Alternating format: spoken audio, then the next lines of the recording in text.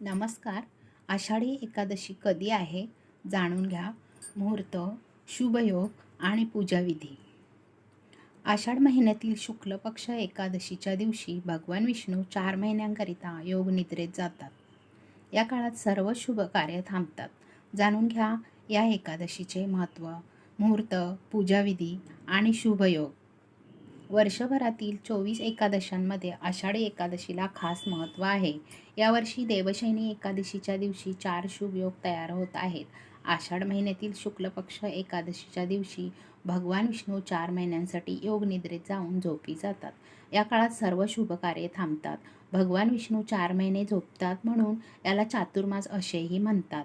चातुर्मासात सर्व देव झोपी जातात आणि विश्वाचे व्यवस्थापन भगवान शिवांच्या हाती येते.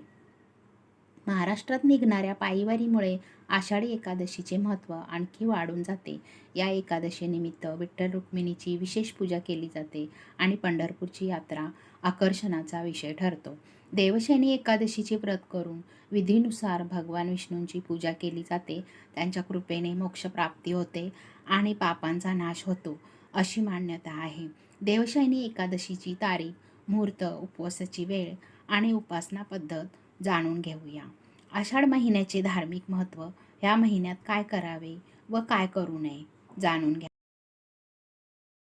उदयातिथीनुसार देवशयनी एकादशीचे व्रत बुधवार 17 जुलै रोजी करण्यात येणार आहे.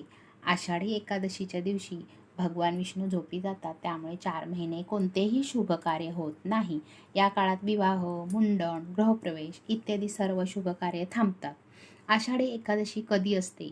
आषाढ शुक्ल एकादशी 16 जुलै रोजी रात्री 8:33 सुरू होते आणि ती 17 जुलै रात्री 9:02 समाप्त होईल. उपवास कधी सोडणार? गुरुवार 18 जुलै रोजी उपवास सोडावा. बुधवार 17 जुलैला देवशयनी एकादशीला ब्रह्ममुहूर्तापासून पूजा करता येईल. त्या दिवशी सकाळपासून सर्वार्थ सिद्धी योग तयार झाला असून त्यात केलेले कार्य यशस्वी होतील.